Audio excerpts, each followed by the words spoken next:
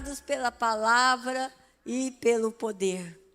Sabe, irmãos, quando a gente olha sobre esse tema, parece que é até estranho essa dualidade, porque a igreja primitiva, que ali começou como igreja, ela não tinha nenhuma dificuldade do que é ser uma igreja da palavra e do poder. Quando então o texto lá de Atos 2,42 falam que aquela igreja, ela perseverava na doutrina dos apóstolos e ela se movia em milagres. Então era uma igreja que estava pulsando. Quando então, pós-século ali, quarto, aquela igreja que se movia pela palavra e pelo poder, agora se torna uma religião. Uma religião que não se move nem pela palavra e nem pelo poder. Quando nós vamos, então, para a reforma do século XVI, há, então, uma tentativa de retomar um caminho, e este caminho deveria ser retomado a partir de uma palavra que liberta. E nós vemos, então, ali, não só Lutero, mas todos os reformadores pós-século XIV, XV ali, quando, então, um grande esforço de retomar um caminho que é da igreja, de caminhar na palavra e no poder.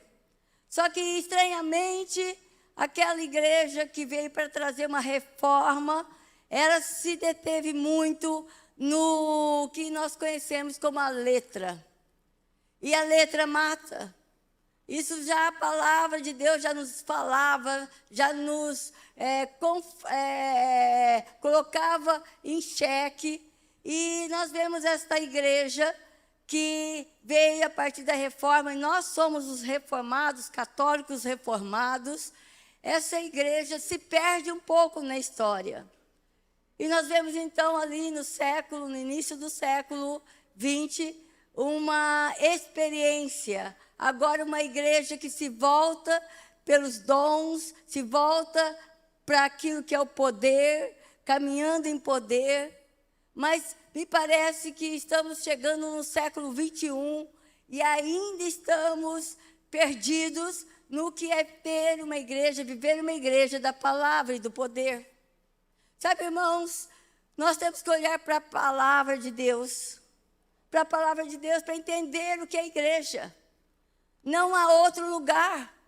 E quando nós olhamos as experiências dos nossos irmãos, quando nós vemos uma igreja pujante, uma igreja que acrescentava-se a ela todos os dias pessoas, porque é o Senhor que acrescenta a igreja, porque é uma igreja que vivia o que é ser igreja. Igreja como corpo de Cristo, igreja como noiva, esta igreja que Deus tem constituído, tem estabelecido, e que somos nós, não sou eu sozinha, somos nós.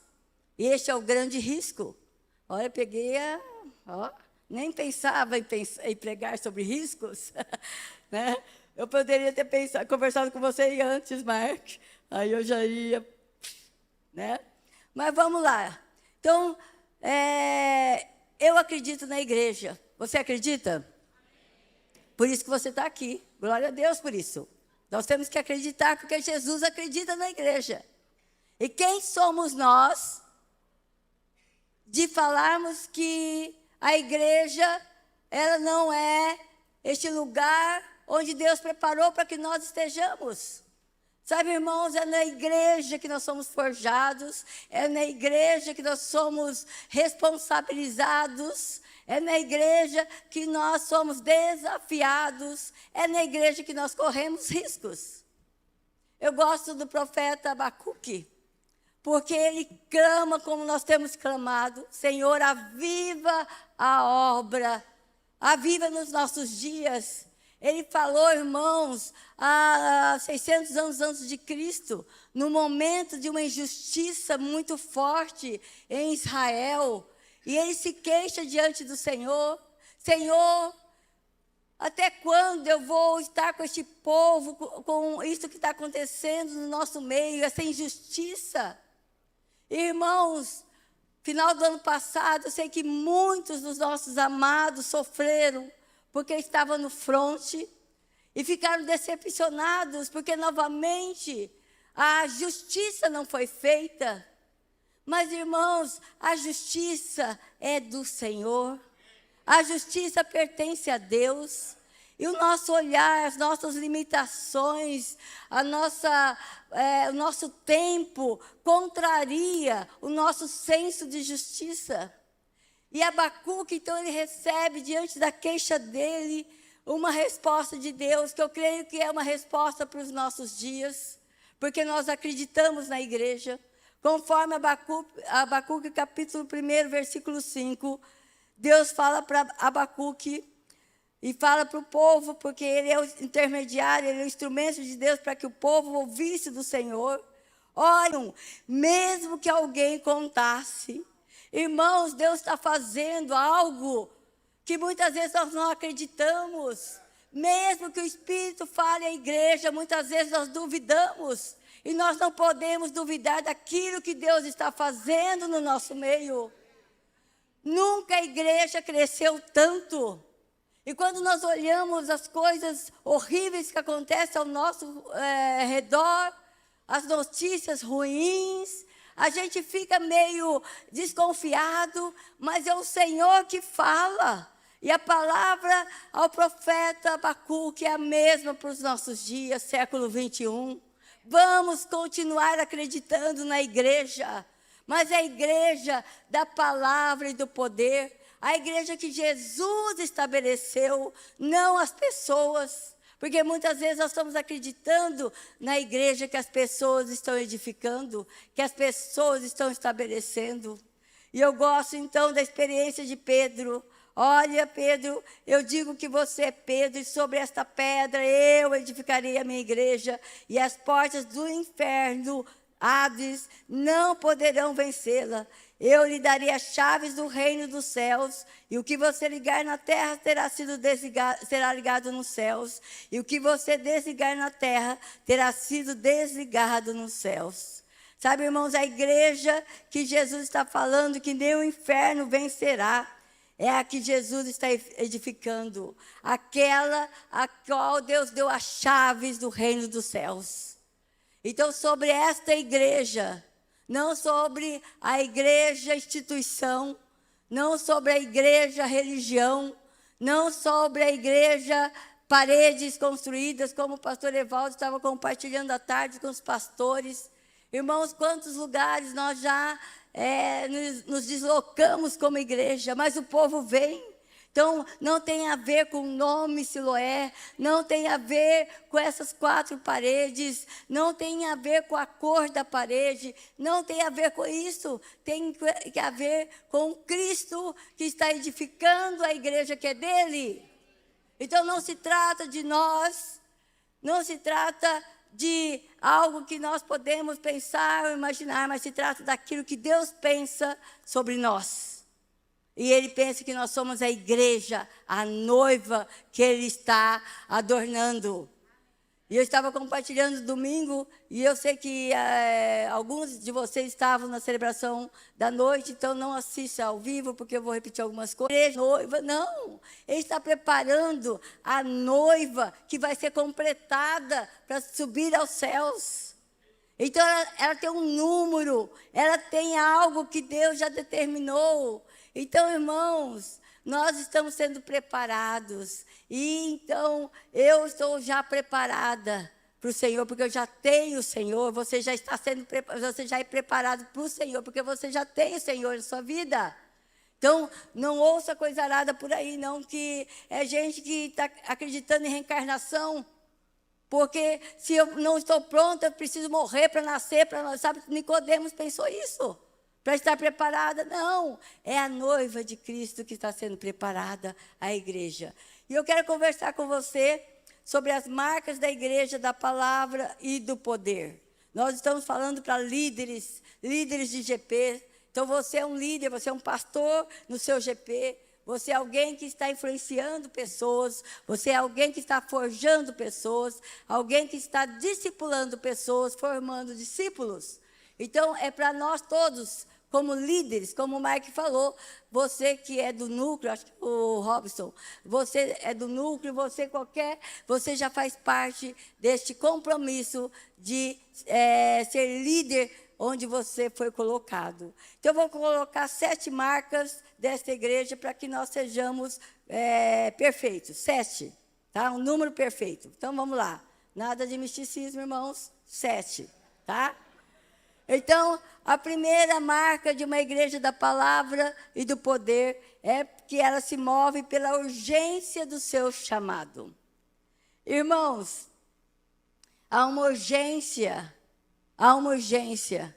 E Deus tem chamado a todos nós. Eu estava lendo, há um tempo atrás, uma biografia do Spurgeon. Spurgeon foi um pregador notório, final do século XIX, um pregador americano. E ele pregava muitas vezes ao dia para multidões, para centenas, milhares de pessoas. E um dia alguém perguntou para Spurgeon: olha, você fala muito sobre Jesus, mas eu vejo que você não fala da volta de Jesus. Você não está anunciando a volta de Jesus.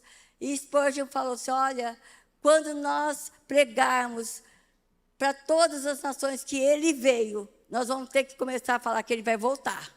Mas o mundo ainda não sabe que ele veio. Sabe, irmãos, muitas vezes nós estamos nos perdendo. Eu amo Apocalipse. E eu clamo ao Senhor, Senhor, Maranata. Maranata, Senhor. Porque eu quero ver com os meus olhos o que vai acontecer, que bacana. Né? Eu não quero ficar de lá de cima, eu quero ficar daqui de baixo olhando que eu vou para cima. Né? Então, mas assim, irmãos, Spurgeon não estava falando que ele não acreditava na volta, mas sobre a urgência do chamado.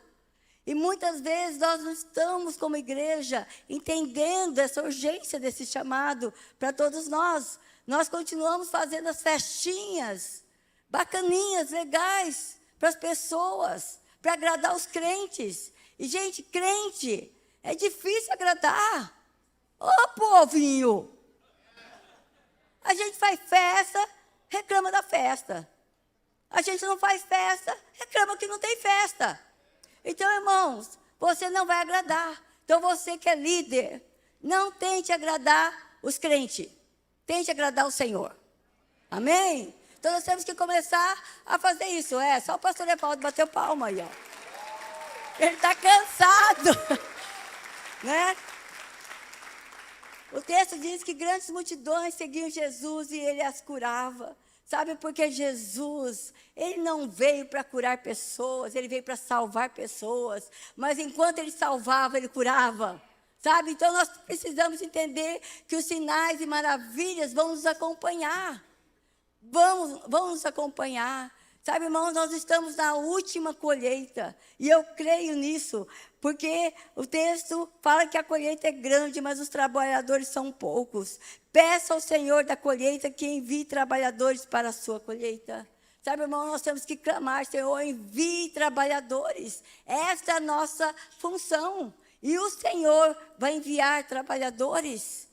Então, seu GP está aí, minguado, aqueles crentes chatos. Irmãos, ore, Senhor, manda para que esses crentes fiquem quietos.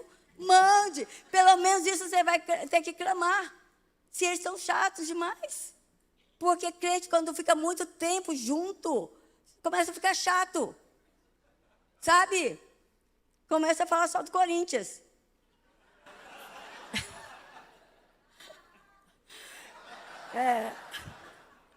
Mas é uma realidade.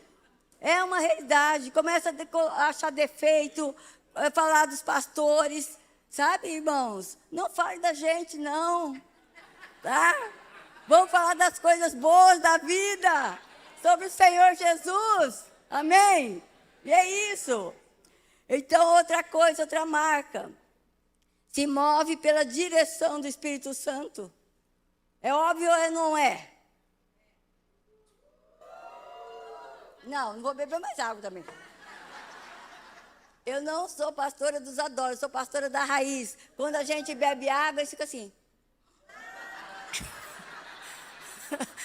medo da gente engasgar. Então, olha, tá bom? Eu sou pastora da raiz, então não faça isso. Então, vamos lá, gente. Se move pela direção do Espírito Santo. Eu já contei isso, mas é para vocês rirem um pouco, porque é um absurdo. Quando nós éramos pastores em São Paulo, havia uma igreja a uma quadra da nossa. Nós éramos de uma igreja tradicional e tudo mais, e aquela também era uma igreja tradicional. Era presbiteriana e nós éramos presbiterianos independentes, né? A gente não dependia do Espírito Santo e só aquela igreja que dependia, tá? Então, assim, mas aquela igreja tinha escândalos após escândalos, era terrível, sempre dividida, bem complicadinha, né? E uma vez, então, aí veio um novo pastor para aquela igreja. E eles colocaram, então, uma faixa enorme em frente à igreja. E nós estávamos indo naquela manhã para a igreja, eu e o pastor Evaldo, com as crianças, e nós passamos em frente àquela igreja, como sempre, e havia aquela faixa. E aquela faixa estava escrito, sobre nova direção. Sabe, irmãos, eu e Evaldo, aquilo marcou-nos tanto. Aí ficamos pensando, qual que é a direção agora? Ou o que era antes. Irmãos, às vezes a gente olha um absurdo desse, talvez o pastor queria, né, dar uma engessada na igreja e foi muito infeliz. Irmãos, isso é terrível. Mas hoje a gente vê que muitas igrejas não têm mais a direção do Espírito Santo. Muitas igrejas já são autossuficientes. Para que Deus na igreja? Porque tudo é perfeito. A gente vai muito em igreja americana. A gente gosta, porque é muito perfeito lá, gente. É demais. Não precisa nem de Deus lá. É muito bom, sabe? É tudo no lugar certo. Funciona. O Cezinha ficaria maravilhado numa igreja daquela. Porque o som é perfeito. Tudo perfeito. Sabe? Eu ficaria maravilhada, porque aí o beat não ficava testando luz antes, porque funciona lá. Eu já mandei o recadinho, pare de testar antes do culto. Fica testando. Teve o dia todo para testar, vai testar 5 minutos antes de começar a celebração. Então, lá, viu, Pete? Lá funciona. Lá funciona. Então, às vezes, a gente vai para uns lugares assim, e a gente fica pensando, onde está Deus neste lugar? E glória a Deus que há Deus lá. Em algumas, mas há Deus. Há Deus. Mas muitas igrejas, elas se perderam na história, se perderam nas intenções, se perderam nos recursos, se perderam em tantas coisas, irmãos. Que tristeza. E a gente pensa assim que a igreja brasileira vai muito bem, obrigada.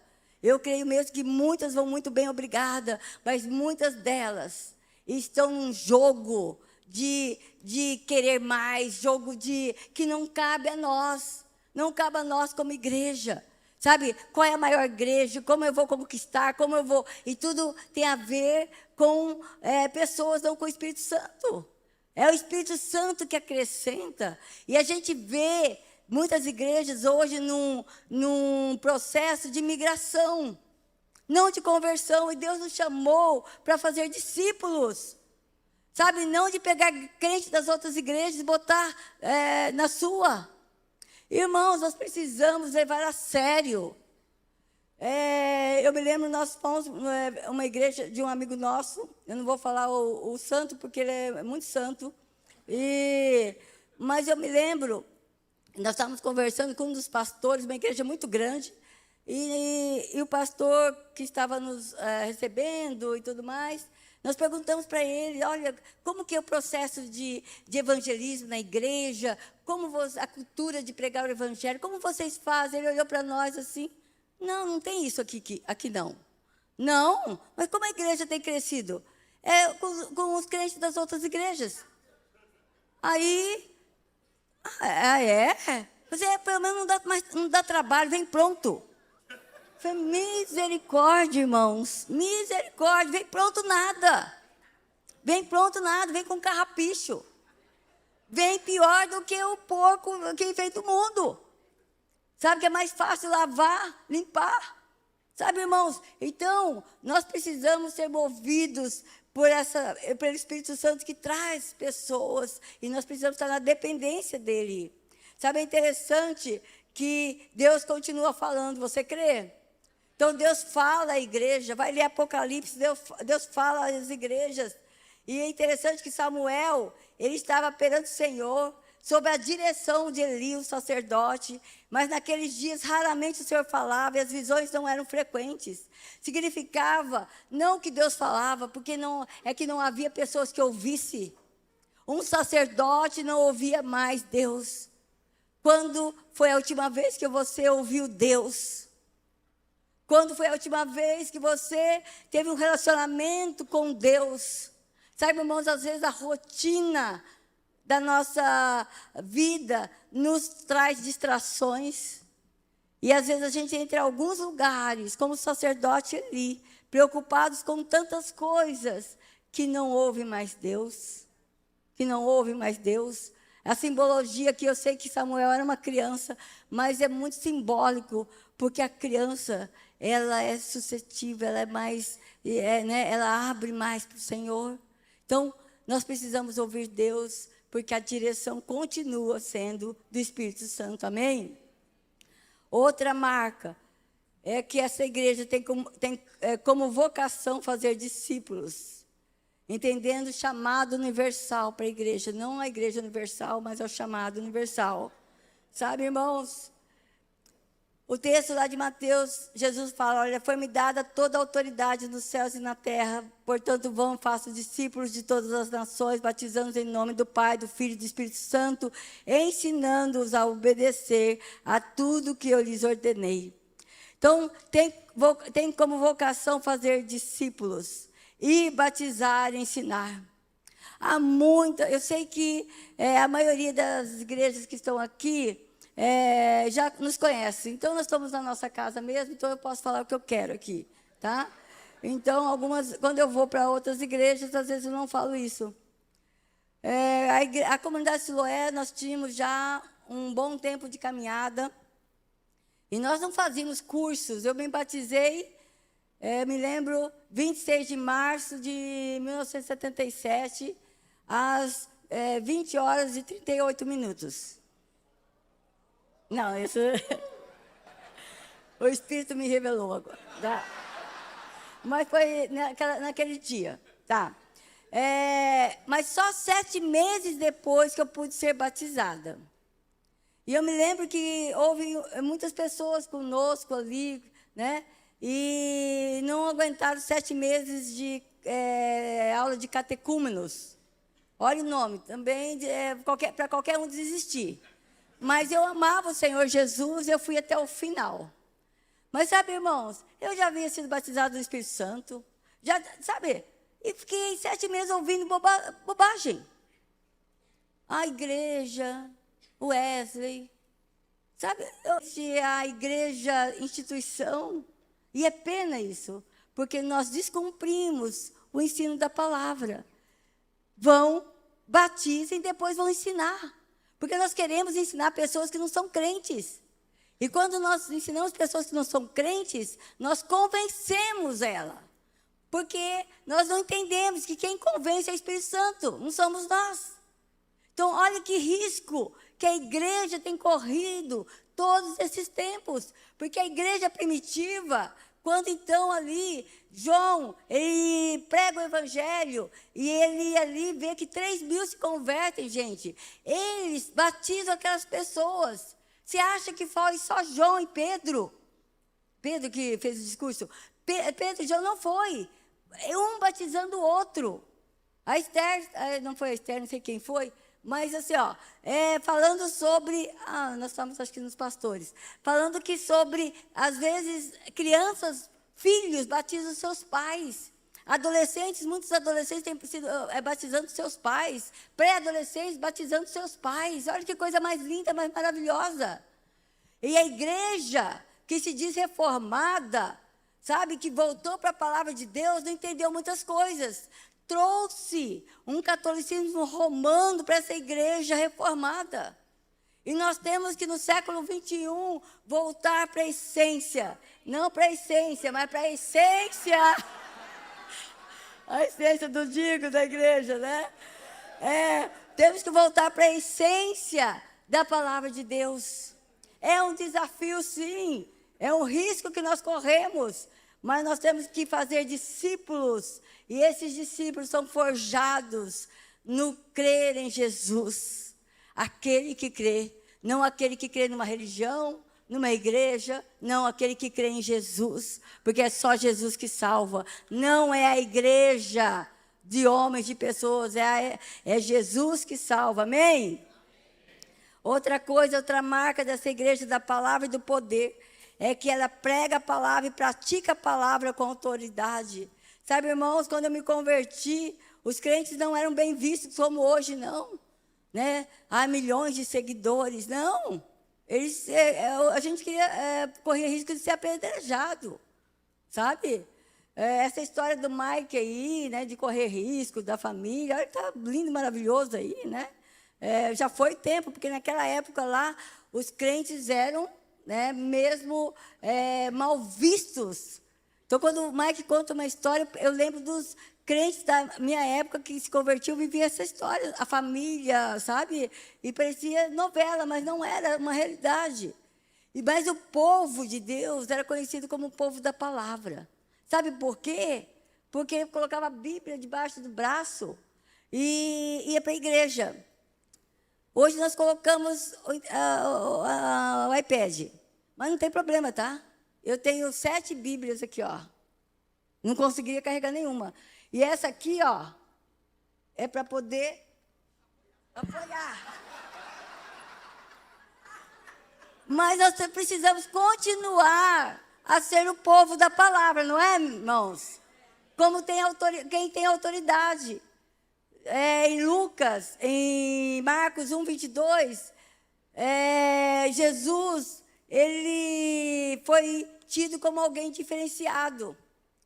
Quando eles viam os fariseus que falavam tantas bobeiras, tantas coisas que não tinham a ver com Deus, eles olham para Jesus e falam, olha, esse tem autoridade. Esse tem autoridade. Reconheceram que Jesus tinha autoridade. Eu gosto de... lá em Atos, capítulo 3 e 4, você pode ler em casa, depois daqui, tá? Quando, então, Pedro e João, eles curam aquele paralítico na entrada do templo, e aquilo ali se torna um alvoroço, 3.000 se convertem, Pedro e João são presos, e quando eles ali se apresentam às autoridades religiosas daqueles dias, é tremendo, porque fala o texto, fala que aquelas pessoas, vendo a coragem de Pedro e João, reconheceram que eles haviam estado com Jesus. Sabe, irmãos, qual foi a última vez que pessoas ao seu redor disseram ao seu respeito, olha, eu reconheço que você tem estado com Jesus. Eu reconheço que você tem amado o Senhor. Eu reconheço que você é diferente, porque há alguma coisa você tem de diferente que eu gostaria de ter isso aí que você tem. Sabe, irmãos, nós precisamos mostrar quem somos nós em Deus. Às vezes, tantos estão preocupados, líderes, a vaidade tem tomado conta de muito líder no nosso país. Onde, então, a visibilidade, onde seguidores, né? Olha, o Robson está com 400. Ele não vai dormir à noite. Entram lá, quem sabe 404 até meia-noite. Sabe, irmãos? Né? Mas isso tem tomado conta dos corações. Então, não só de líderes, de pastores. E isso tem levado a pecado. Porque quando a gente entra neste lugar, isso nos faz separação, porque agora o nosso ídolo somos nós mesmos. Hedonismo, né? Narcisismo, isso é os ismos dos nossos dias. Então, da mesma forma que subiu, ele cai. E o diabo está esperando, na espreita. Não precisa fazer muito, não. Sabe, o diabo, nos nossos dias, ele não esperneia mais, ele fica só contemplando. Que nem o Raul. Sumiu. No nosso espetáculo. É mais ou menos isso. Porque nós fazemos. Nós fazemos. Então, a autoridade, nós precisamos pregar e praticar. E isso tem a ver com os nossos GPs. Os nossos GPs. É interessante que, conforme Marcos, né, que nós falamos que todos ficaram maravilhados com o ensino de Jesus, porque ensinava como autoridade. O Mike falou sobre isso. Ele tinha 15 dias de conversão, quando se tornou um apacentador. Você acreditaria no apacentador convertido depois de 15 dias? Ninguém acreditou. Olha o Mike aqui, ó, gente. Eu acredito, Mike. Sabe por quê? Porque ele tinha aquilo que o GP precisa. Ele precisa de alguém que tem autoridade de vida, sabe? E quem dá autoridade é o Espírito Santo. As experiências que o Marcos estava tendo, aquilo que ele estava vivendo naqueles dias, e as outras coisas serão acrescentadas, amém? Às vezes nós vemos, ou nós vamos para um lugar do GP com grandes ensinos. Isso é farisaísmo. Nós precisamos sair desse pedestal. Esse pedestal de que alguns sabem, outros não. Alguns podem, outros não. A autoridade, quem dá, é o Senhor Jesus. Quando Jesus falou aos 72, nós nem sabemos quem eles eram, nós sabemos só dos 12. 72 foram em todos os lugares, povoados, e eles voltavam animados. Olha, nós oramos, os demônios foram expulsos, pessoas foram curadas. Irmãos, eles se admiravam deles mesmos. Mas é que a autoridade vem do Senhor. Então, nós precisamos ter marca da autoridade em nós. Teologia tem transformado nos nossos dias fariseus. Sabe, irmãos, é um grande risco. Como nunca, há anos eu não ouvia tanto falar de Calvino. Ele está se remoendo no túmulo dele, tá? Daqui a pouco ressuscita para dar uma surra em alguns aí, falando besteira. Irmãos, sabe, isso é pomposidade. Eu conheço de Calvino. E o pastor Evaldo, que é reverendo, né?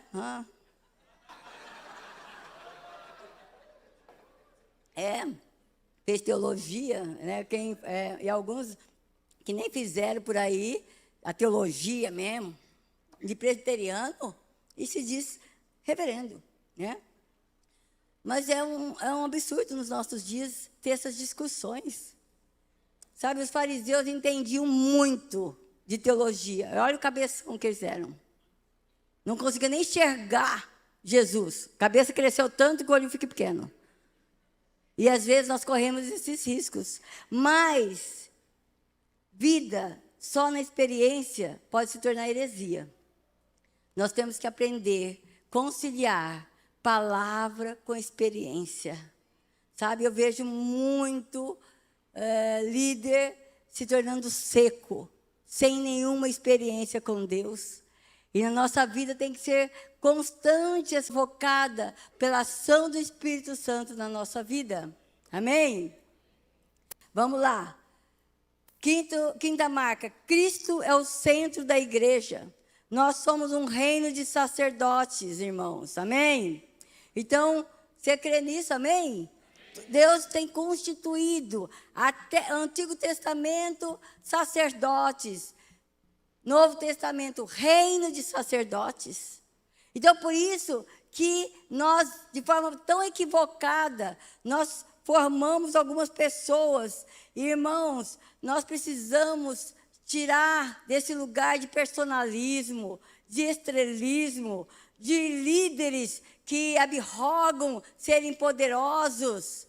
Irmãos, isso é um risco para a igreja. E nós olhamos e vemos pessoas nestes lugares.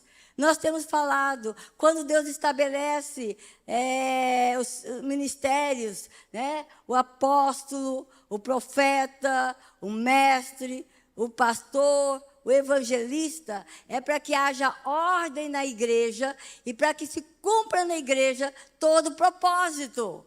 Não é para que um seja maior que o outro.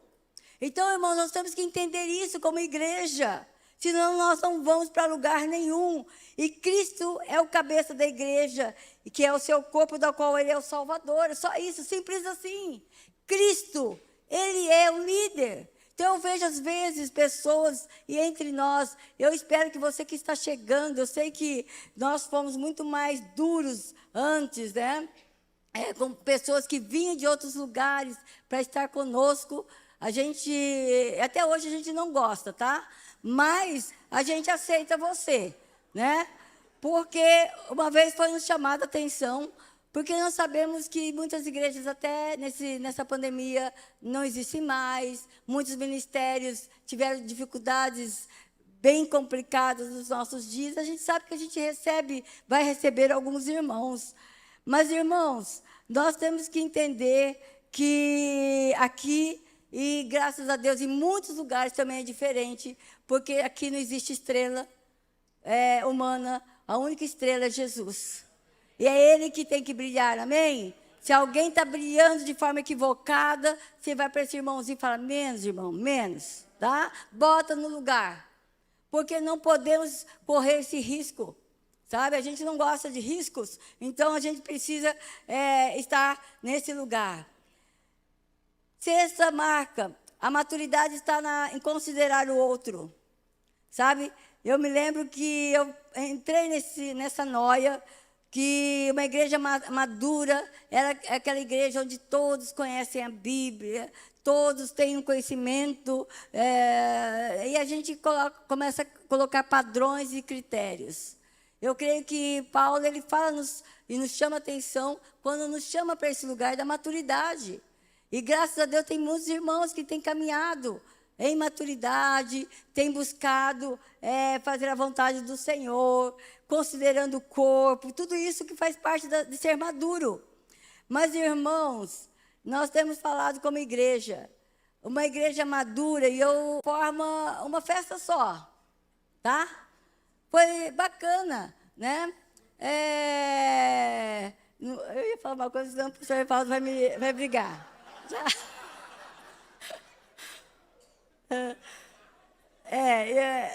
Tá, eu falo outra hora quando ele não estiver aqui, tá bom? Eu conto, tá?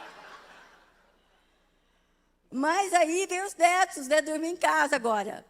Então, a gente, o que faz? A gente começa a ser mais criança. A gente começa a fazer coisas que os netos querem fazer. Então, quando os netos eram menores ainda, a gente começa a fazer, sabe, essas coisinhas assim, sabe?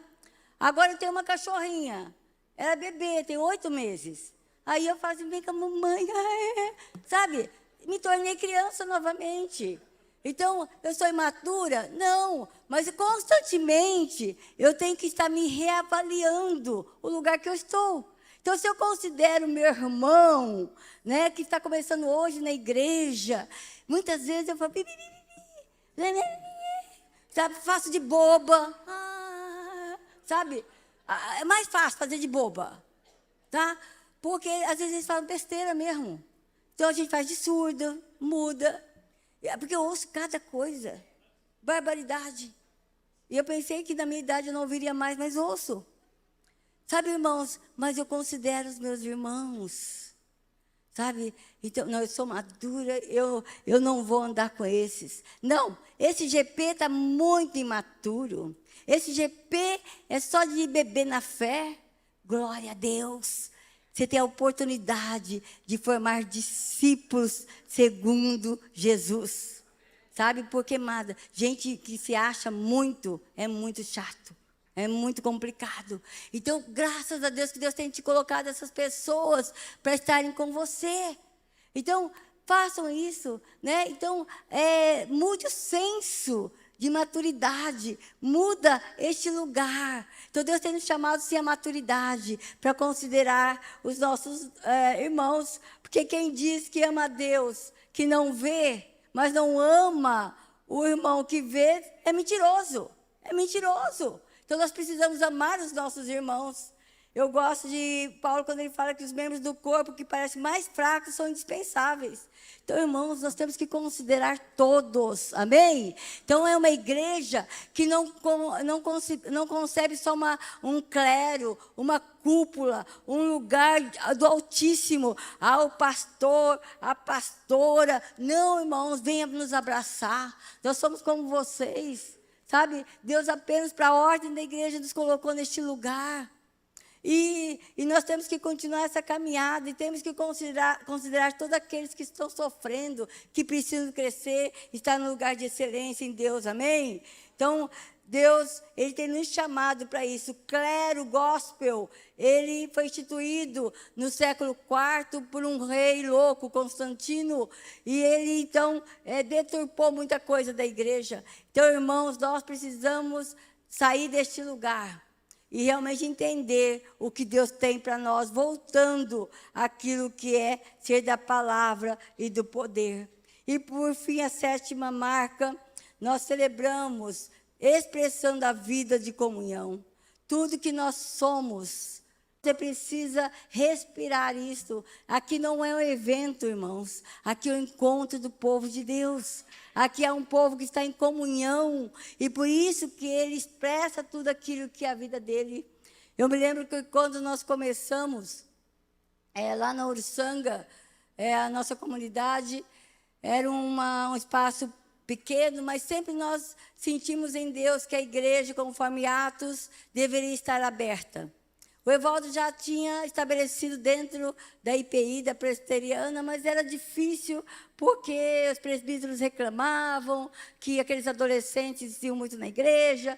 Mas quando começamos a comunidade Siloé, foi uma libertação e nós íamos para a igreja. E eu me lembro que muitos jovens adolescentes, eles saíam do colégio do Celso Ramos e eles passavam pela igreja, que era ali perto, para tomar água na igreja. E eles ficavam ali conversando, se encontravam. E, gente, a gente não vencia em comprar água para aqueles caras lá. Tomavam uma água e ninguém batia palma para eles. E eles ficavam esperando bater palma, ninguém batia. Mas agora a gente bate, né? Então, irmãos, essa cultura... Então, você que é líder, você que é pastor, se você ama a igreja de Jesus, não dos homens, da igreja de Jesus, sabe? Você precisa respirar esse corpo, essa comunhão dos santos. Eu sempre falo, às vezes eu estou meio abatida, é difícil, tá? Mas às vezes eu estou mal e tal, aí eu venho para a igreja. Eu entro aqui, eu sou renovada. Eu vejo meus irmãos, eu sou renovada. Eu me encho de Deus porque eu sei que a vida que Deus tem me dado, eu vejo na vida dos meus irmãos. E a vida que Deus tem dado na vida dos meus irmãos, ela é refletida em mim e me ajuda na nossa caminhada. Nós estamos numa caminhada e não chegamos ainda. Então, irmãos, nós precisamos expressar essa vida de comunhão. Todos os dias continuavam a reunir-se no pátio do templo, partir o pão em suas casas e juntos participavam das refeições com alegria e sinceridade de coração. Uma religião, ela não provoca essa compulsão do povo de Deus. Uma instituição, ela tem horário, ela fecha as portas. Sabe, a grande deixa nossa aqui, se você é essa pessoa, esteja aqui horários alternativos. Nós temos o nosso amado senhor Ivo, né? Que às vezes fica aqui até meia-noite, 1h, que a gente está aqui conversando e tudo mais. Então, nós temos que abrir a igreja para as pessoas serem igreja, amém? Para conviverem uns com os outros. Sabe, há realmente esse desafio para a igreja do século XXI. Uma igreja que as portas do inferno não têm poder. Não tenho medo. Eu não tenho medo. Amém? Nós não podemos entrar nesse lugar de medo. Nós precisamos ter temor, sim. E Deus vai fazer o resto. Sabe, irmãos, Deus, Ele é muito maior do que qualquer poder que está por aí. De qualquer intenção do maligno. Então, nós precisamos, como igreja, nos levantar como nunca. Nós falamos de pandemia. A pandemia, ela mostrou muito de quem eram os crentes do nosso país, infelizmente. Então, pessoas que nós achávamos que eram incríveis, elas foram para a caverna e não saíram até hoje. Saíram para outras cavernas, tabernas, sei lá o que é, né? Proclamou ao povo, vejam, admirem-se, porque eu estou fazendo coisas grandiosas. As notícias pelo mundo são maravilhosas. Então, nós temos que ouvir as notícias do Espírito Santo que fala às igrejas. E a igreja tem sido mais vivificada do que nunca. O tempo nosso é propício para o grande e maior avivamento, porque estamos na última colheita. E você faz parte disso tudo, nós fazemos parte disso tudo, amém? Eu sou muito feliz e grata ao Senhor, porque eu vivo nesse tempo, um tempo que eu posso ver grandes coisas, diante de uma injustiça, diante de pecado, diante de coisas terríveis. Mas nós temos entendido, porque onde abundou o pecado, superabundou a graça. Onde está em trevas algumas coisas, Deus está brilhando cada vez mais, porque uma luzinha está aparecendo. Então, nós precisamos entender como isso. Então, eu quero orar, nós precisamos orar nesses dias. Como desafio para a igreja do século 21. Não negociar valores. Não negociar valores. Irmãos, pastores, líderes, não negocie valores. Nós somos uma comunidade que anda na história. Uma comunidade que entende a história, entende as mudanças do século 21. Nunca se imaginava, anos atrás, usar um negócio desse e funcionar. Nós não tínhamos alguns recursos como nós temos, que são maravilhosos. Mas isso não nos dá o direito de negociar valores, porque os valores não mudaram. O mundo mudou, as pessoas têm mudado, no sentido mesmo de opções, escolhas, mas ainda a melhor escolha continua sendo Jesus. E o mundo precisa saber disto. E nós precisamos proclamar, porque essa igreja da palavra e do poder, ela está mais viva do que nunca. Porque esta que é a igreja de Jesus. Uma igreja que se move em Jesus. Se move em Jesus para a glória dele, amém? Nós vamos orar. E eu queria que todos nós, líderes, pessoas que influenciam, por isso que são líderes, que nós pudéssemos entender que tudo que nós temos ouvido nesses dias, como algo que Deus quer nos marcar, é para que então nós marquemos as pessoas que estão onde nós estamos, no trabalho, na universidade, na escola, na vizinhança, na família, nós temos que marcar. E nós marcamos realmente vivendo os valores do reino de Deus. Quando Jesus entrega para Pedro e fala, olha Pedro, você tem as chaves, a igreja tem as chaves, não é Pedro, o Papa, não. A igreja, representada pelo próprio Senhor Jesus, que é a pedra. Vocês têm as chaves do reino dos céus. Sabe, então, é uma chave que nós podemos abrir portas em todo o tempo. Então, se há alguma coisa que tem sido fechada no seu ministério, que diz respeito ao reino de Deus, lembre-se, você tem a chave para abrir essa porta. E Deus está te entregando e quer te entregar. Se você não está usufruindo, você precisa usufruir. Então, nós queremos orar como igreja. Se alguma coisa tem sido impedimento no seu ministério, se tem sido impedimento para que você avance como igreja local, porque nós somos células, como parte de um grande corpo, mas nós fazemos parte de tudo que Deus tem e quer fazer. Então, eu espero que você realmente entenda isso e você possa estar neste lugar. Então, vamos orar, vamos ficar de pé. E daqui a pouco, eu não sei quem veio dar os avisos, eu quero que você se atente. Nós temos o dia de amanhã, que é mais intenso ainda, a tarde toda e a noite. Mas vamos orar. Se você que é líder, tem alguma situação que você tem percebido que tem sido difícil no seu ministério, tem sido impedimento, e pode ser o seu GP, que você tem compreendido que alguma coisa está impedindo de avançar, de alcançar, de fazer aquilo que Deus tem através de você. Eu queria que você, então, levantasse uma das suas mãos e nós vamos orar por você. Nós, como igreja, todos aqui, nós vamos orar para que o Senhor possa, então, estar dando a você essa liberdade. Ele já deu essa liberdade, mas essa ousadia de abrir situações para que as coisas aconteçam, amém? Então, se você está no seu lugar, qualquer um de vocês, vamos orar nesse momento. Vocês podem levantar uma das suas mãos como um gesto de fé, um gesto de diante do Senhor, para que algo aconteça no seu ministério. Senhor, nós estamos aqui nesta noite, Senhor, como igreja do Senhor. Então, Senhor, abençoe cada líder que está aqui, Senhor.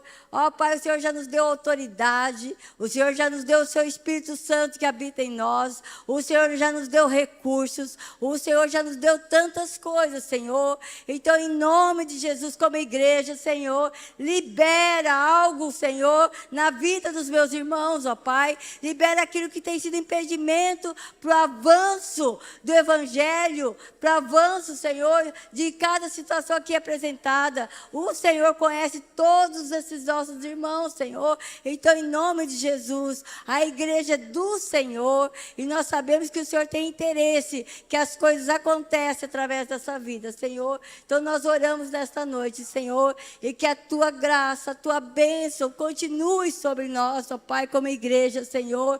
E nós declaramos, ó Pai, que nós amamos a sua igreja, Senhor, e nós nos comprometemos, ó Pai, a realmente continuar, a dizer às pessoas, ó Pai, que vale a pena continuar, vale a pena, Senhor, confiar nossa vida totalmente aquilo que o Senhor confiou a nós, ó Pai, que é nessa edificação de uma família, de um corpo, de uma igreja, Senhor, para a glória do Senhor, em nome de Jesus. Amém, amém, amém. Deus nos abençoe, amém.